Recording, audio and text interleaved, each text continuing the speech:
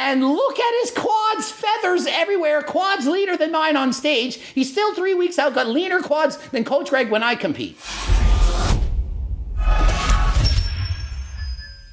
Coach Greg, and in today's video, we're going to be going over James English as he prepares for his classic physique debut.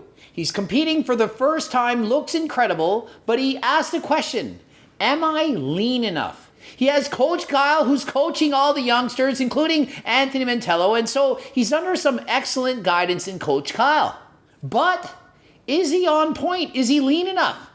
Is he going to have to crash diet at the end? Is he going to have to pull a Branning Harding or Chris Bumstead and cut his calories drastically? Come on, man. No, that's it. My strength seems to be good, but my endurance is kind of shot. And so Coach Kyle, very hands-on coach, he's in there training him in the gym, says, come on, one more rep. He tries, nope, not doing it. He says, my strength is fine, but I gas out quick. I don't have the endurance to keep going.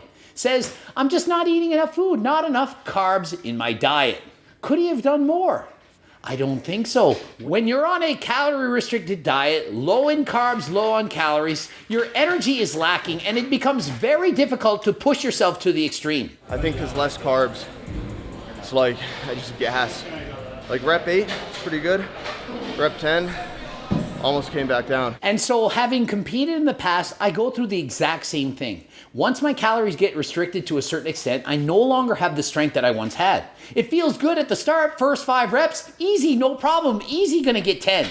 Suddenly you get to 8 and you're done. Makes no sense, but I've often experienced this when on a calorie restricted diet. 60 calories, 2.5 fat, 8 carb, 1 protein. Bro, I'll just text Kyle.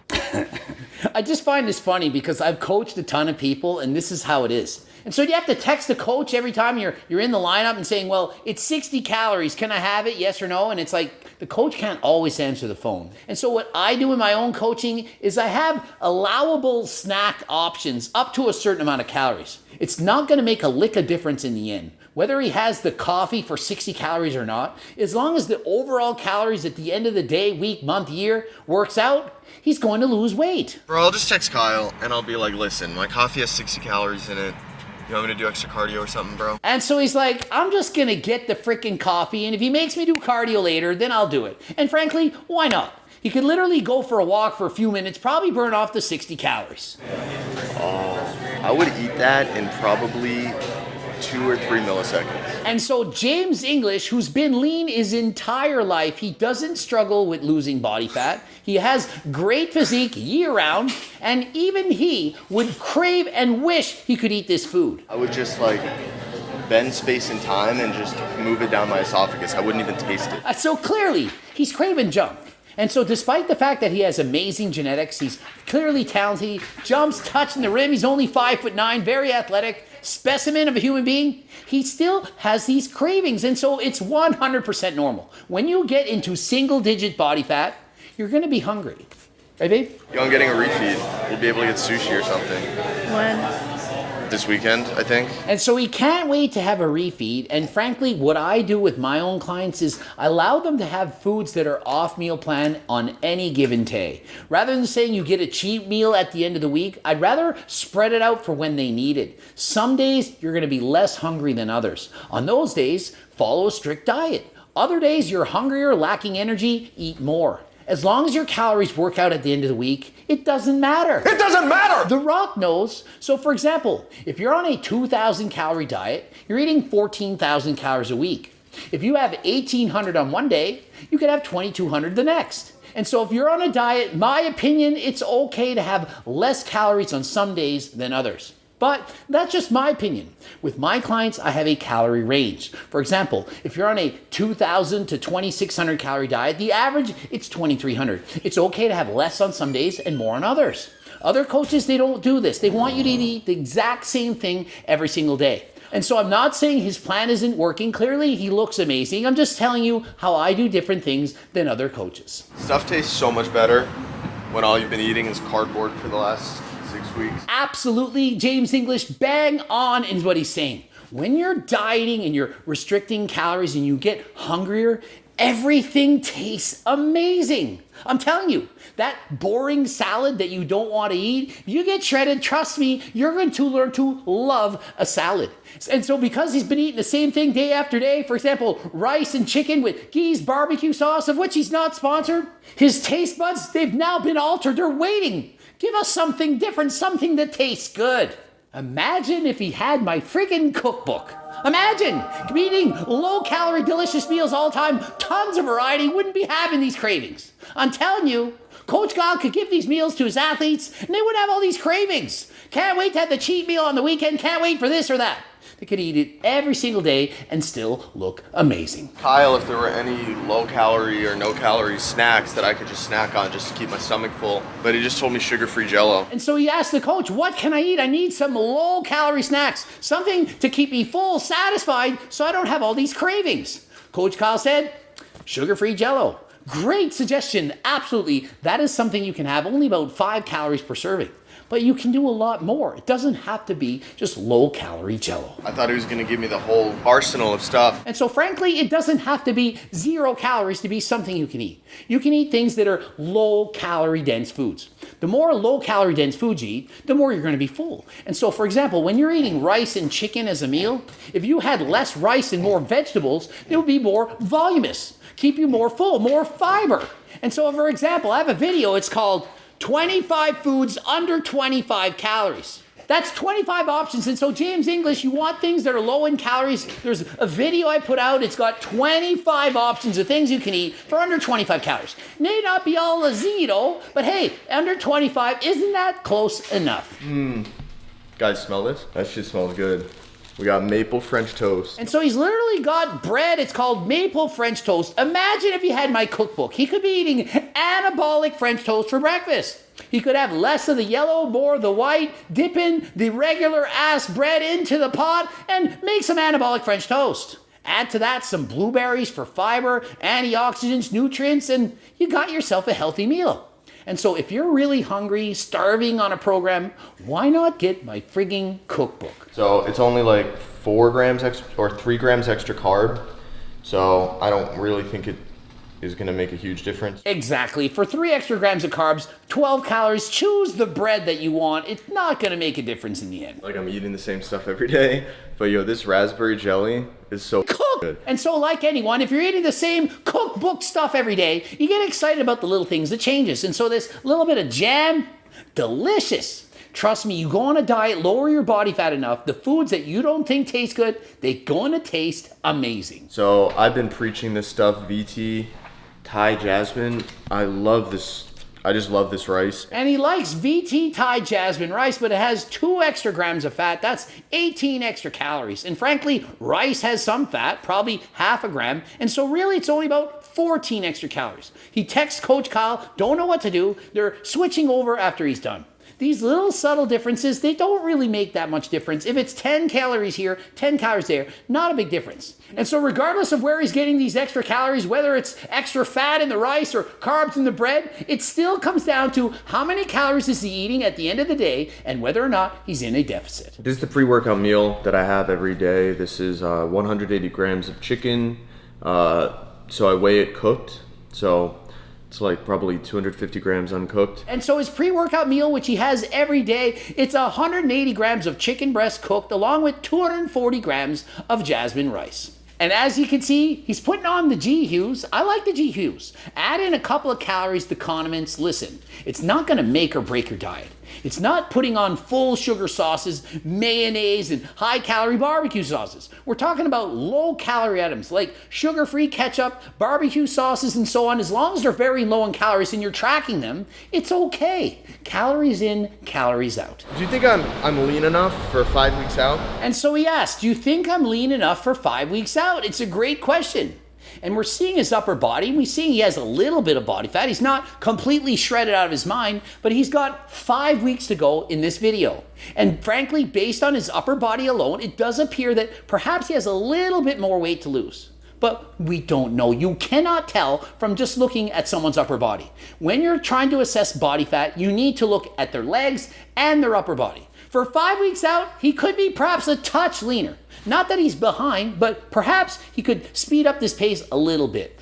But look at the legs. The legs far superior in condition to the upper body. And so although he appears to be 6 weeks out in the upper body, only about 3 weeks out in the legs. So overall, I do think he's in fact ahead of schedule. And so don't think that you can just see a guy in a tank top or they post a picture of their upper body from the front and say, hey, what's my body fat percentage? Do I look good? How many weeks out am I? Depends. Turn around. Do you have a fat back? What about your legs? Where do you store your body fat? Men, women, on average, 3/4 of guys, they store fat in their stomach. Women, the opposite, 3/4 in their hips. It's called apple versus pear shape. And just because you're a woman doesn't mean you can't have an apple shape. And just because you're a man doesn't mean you can't carry fat in your thighs. Yeah, because it's like, you don't need to have, like you're holding water, but you're supposed to be right now. People don't call it water. Stop thinking, I'm just carrying a bunch of water weight. You're carrying weight. You can tell if somebody is lean or not. And if you're overweight or obese, it can't be just water. Heard it before. Oh yeah, I just carry a lot of water, 20 pounds. Listen, we get it. Some days you're more bloated than others. And you can't judge body fat just based on how does your stomach look. Depends. Did you eat a big meal, empty stomach, morning, pump, and so on. But James is not holding a lot of water. He's lean, single-digit body fat, and he's not looking watery.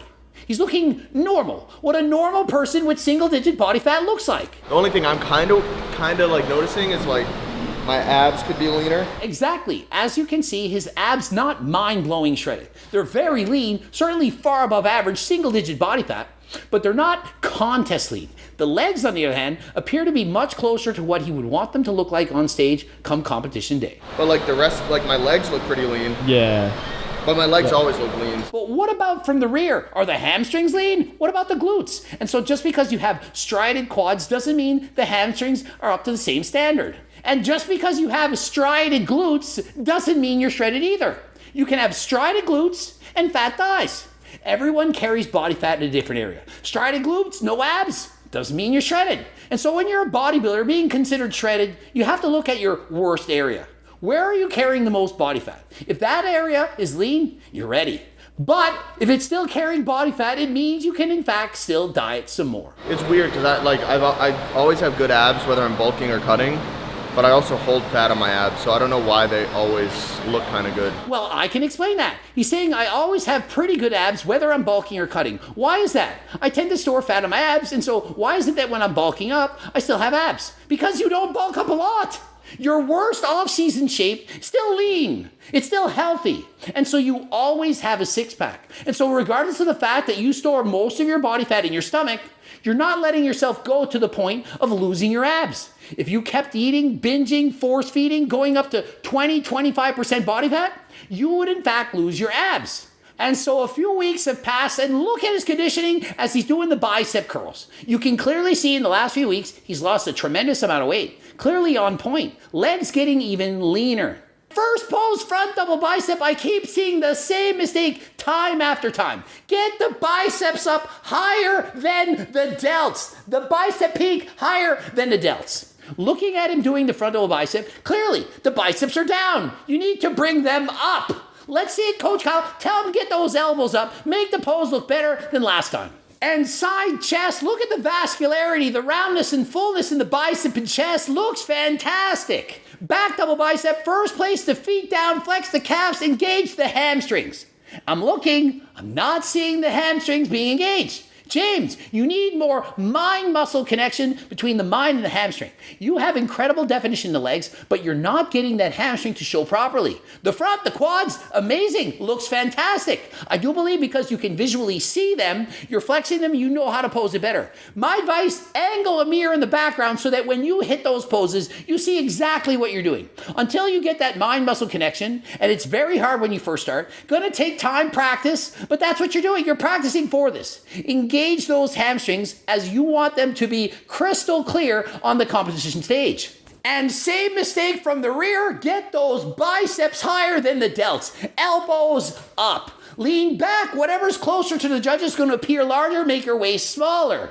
And look at his quads, feathers everywhere, quads leaner than mine on stage. He's still 3 weeks out, got leaner quads than Coach Greg when I compete. Also, very small waist, has a fantastic physique, gonna do amazing in classic physique. And the vacuum, a great pose for classic physique, but remember to blow out all your air. It's a very difficult pose to do. You need to completely blow out the air and suck in as much as humanly possible. And when hitting that thigh and ab pose, please blow out all the air, crunch down a little bit. You need to completely engage the abs. We want to see the abdominals, obliques, everything. The quads, which are razor sharp, crazy, mind-blowing, along with a shredded six-pack, you are going to kill this pose on stage in 3 weeks. And standing relaxed, great pose for him. Wide shoulders, wide delts, well-developed, small waist. Great, amazing thighs. This is a great look for James English. And the back double bicep, again, he needs work on engaging that hamstring, making sure it's flexed. I would suggest he feels it with his hand as he's posing. Set the pose from the ground up. Feel your hamstrings, make sure they're rock hard, and then hit the back double bi. I just did a bunch of posing, and we got cardio. Got to get home, have the post-workout meal. We've been in the gym for like 3 hours already. And so he's been in the gym for 3 hours, including the lifting, the weights, the posing, the cardio, 3 hours. So you think bodybuilding's easy, realize you have to do this while being in a calorie deficit, while you're hungry, starving. We've seen it here, James English, incredible genetics, yet he's still hungry, starving, looking for low-calorie alternatives to help him feel full. He has cravings just like everyone else, and despite the fact that he has an easy time in the off-season, he can bulk, eat what he wants, still has a six-pack, it's still hard for him to get shredded for competition. Wishing him the best of luck, hope he wins his show in a couple weeks.